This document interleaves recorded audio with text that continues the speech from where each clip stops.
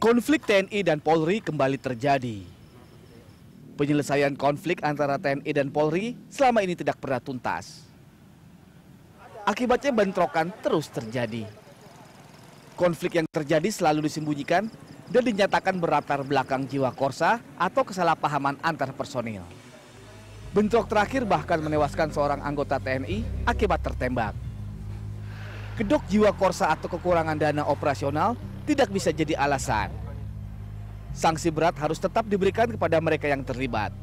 Karena jika bentrokan antara kedua kubu tersebut terus berseteru, maka yang rugi justru masyarakat. Masyarakat kini berharap agar konflik dapat terselesaikan dan TNI Polri dapat kembali mengemban tugas masing-masing untuk melindungi rakyat.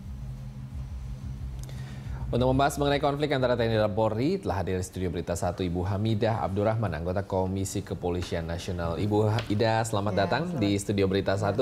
Ibu, kita membahas mengenai bentrokan ini. Sebetulnya kalau yang kemarin itu kejadiannya seperti apa yang Ibu dapatkan informasi? Ya, kalau kita melihat pemicunya memang terlalu sederhana menurut saya ya. Jadi hanya bertemu lalu berpandang-pandangan, kemudian setelah itu terjadi penyerangan yang berakibat anarkis. Ini memang sesuatu hal yang sangat sederhana menurut saya untuk dipandang sebagai faktor terjadinya sebuah bentrokan yang akhirnya melebar sampai sejauh itu dan menimbulkan korban juga. Nah, tentu kita tidak bisa melihat hanya dari satu faktor ini gitu. Kita juga melihat bahwa rentetan ke belakangnya. Mungkin masih ingat ketika bulan September juga kasus ini terjadi, mungkin juga waktu sebelum-sebelumnya. Nah, kelihatannya memang ada ketidakpuasan dari masing-masing pihak ini terhadap penyelesaian yang sebelumnya, kalau kami melihatnya seperti itu. Nah, dan juga timbul karena ketidakpuasan terhadap penyelesaian itu, lalu mereka masih memendam rasa tidak puas itu, hanya mencari kesempatan saja.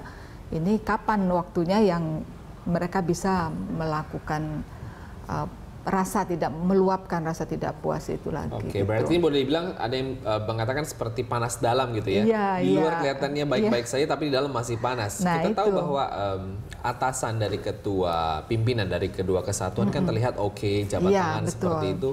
Bagaimana menurut Ibu? Ya, inilah memang selama ini kalau di Kompolnas sendiri melihat kadang-kadang apa yang ada di tingkat atas itu sampai ke bawah begitu. Dalam hal ini kita sebut katakanlah pembinaan moral gitu ya. Selalu saja yang dilatih itu adalah bersifat fisik, skill fisik gitu. Tapi pembinaan moral, menumbuhkan rasa kebersamaan, kasih sayang, ini mungkin yang terlupakan. Nah, sehingga mereka siap melaksanakan tugas, tetapi hatinya ini masih mudah terpengaruh oleh provokasi-provokasi. Nah, seperti yang kita lihat kemarin, seperti yang saya katakan juga, ini terlalu sederhana faktornya. Kalau kita melihat hanya kasus ini gitu, tapi kalau kita melihat rentetan ke belakang, tentu ada rasa ketidakpuasan dan juga kalau dikatakan kemarin Kapolri maupun Kepala TNI mengatakan bahwa harus ada upaya penyelesaian permanen. Nah, ini yang jadi catatan Kompolnas bahwa upaya permanen ini kan sudah juga dilaksanakan sebelumnya, tapi mengapa gagal? Nah, gagalnya itu mungkin baru di tingkat atas, tidak sampai ke bawah gitu. Jadi intinya seperti di atas selesai, tapi di tingkat bawah belum. Iya, di bawah masih ibarat api di dalam sekam gitu ya. Bagaimana caranya hingga itu bisa tersalurkan sampai ke bawah? Iya, saya kira satu mungkin apresiasi juga kepada Kapolda, Kapolri juga Kepala TNI yang sudah mencoba untuk meredam kasus ini. Cuman saya kira langkah-langkah strategis ini tidak berhenti pada tataran di atas begitu. Jadi mungkin kemarin juga ada usulan supaya ada mutasi, pergeseran anggota baik Polri dalam hal ini Brimob maupun TNI, supaya mereka yang tadinya berada ini kan tempatnya berdekatan ya. Pulau Batam itu kan tidak luas, sehingga mereka berada pada posisi yang berdekatan, nah sehingga begitu ada satu pemicu saja mudah sekali pecah seperti itu. Lalu kalau kita lihat ke belakang seperti itu, berarti penyelesaian dari konflik-konflik sebelumnya belum tuntas? Iya, betul. Mungkin di tingkat atas sekali lagi mungkin sudah tuntas. Artinya pada pimpinan itu sudah berpikir, sudah melihat bahwa ini bisa diselesaikan dengan secara damai. Pernah juga kan ada kegiatan mereka bersama, kerja bakti bersama dan seterusnya itu. Nah, tetapi ketika kemarin ini terjadi lagi, kita melihat itu semua seperti kamuflase saja kan begitu, hanya ikut aja pimpinan, disuruh kumpul kerja bakti bareng, makan bareng, oke. Padahal nggak rela sebetulnya. Tapi nggak rela. Nah ini kan membutuhkan pembinaan yang berada di sisi bagian dalam kan, bagian inside-nya ini, bagaimana membina rasa kebersamaan bahwa mereka adalah aparat yang sama-sama harus menjaga negara kesatuan Republik Indonesia ini. Nah, cuman bedanya kalau polisi itu berada pada Kamdagrinya, dalam negerinya, kemudian kalau TNI itu berada di wilayah pertahanan. Nah, ini harus sama-sama. Seharusnya sih berjalannya pada rel yang berbeda. Mereka yang satu menjaga keamanan dalam negeri, yang satu di sisi pertahanannya ini sudah berbeda. Tetapi ya sekali lagi mungkin itulah jiwa kebersamaan, jiwa memahami bahwa spirit of corps-nya itu adalah membela negara kesatuan. Bukan membela kesatuan masing-masing. Iya, betul. Ya. Betul ya. Nah, kalau kita berbicara mengenai sanksi, Bu, sebenarnya yang peristiwa September lalu, apakah itu sudah ada sanksinya? Nah, itu yang saya maksud, ada ketidakpuasan begitu.